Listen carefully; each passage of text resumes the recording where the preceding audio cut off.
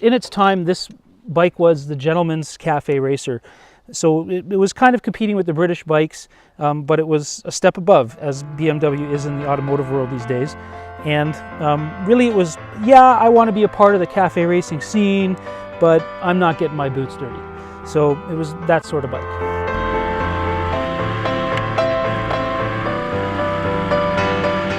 So I've been riding since I was 16 years old. I got my motorcycle license, started on a CBX 250, and then moved up progressively in CCs, but also in years until I ended up on a 1974 CB 750 and a 1973 CB 750 that I rode with the two bikes with a friend of mine across Canada. We put 15,000 miles in one summer.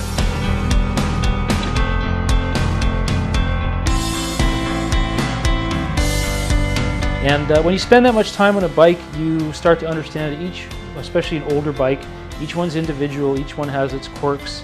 The condition of individual parts is different even from one model to the next of the same type.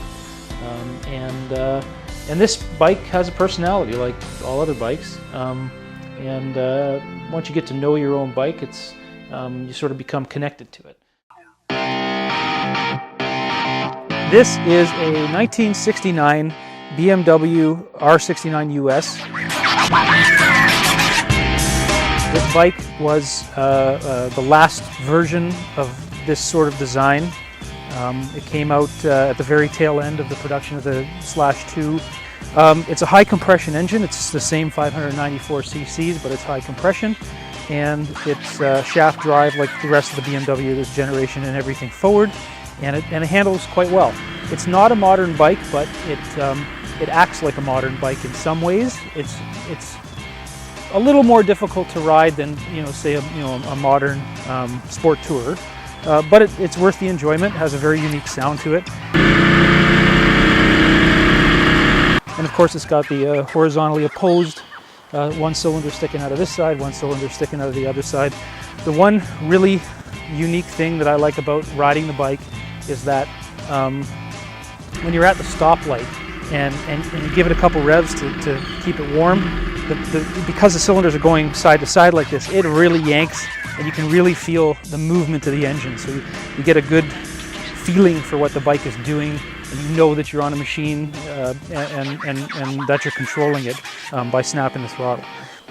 It's also got this interesting key arrangement. So this is your key. Looks kind of like a fancy hat or something, and it goes into the slot, turns around backwards. It's a little stiff, sorry, and then you can set it up either way, and it's your headlight control.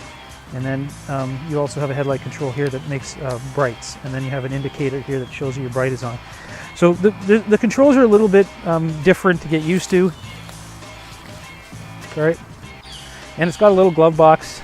It's a little weird to open because it's not just a clip, it's actually screwed down with a key that's really a threaded bolt.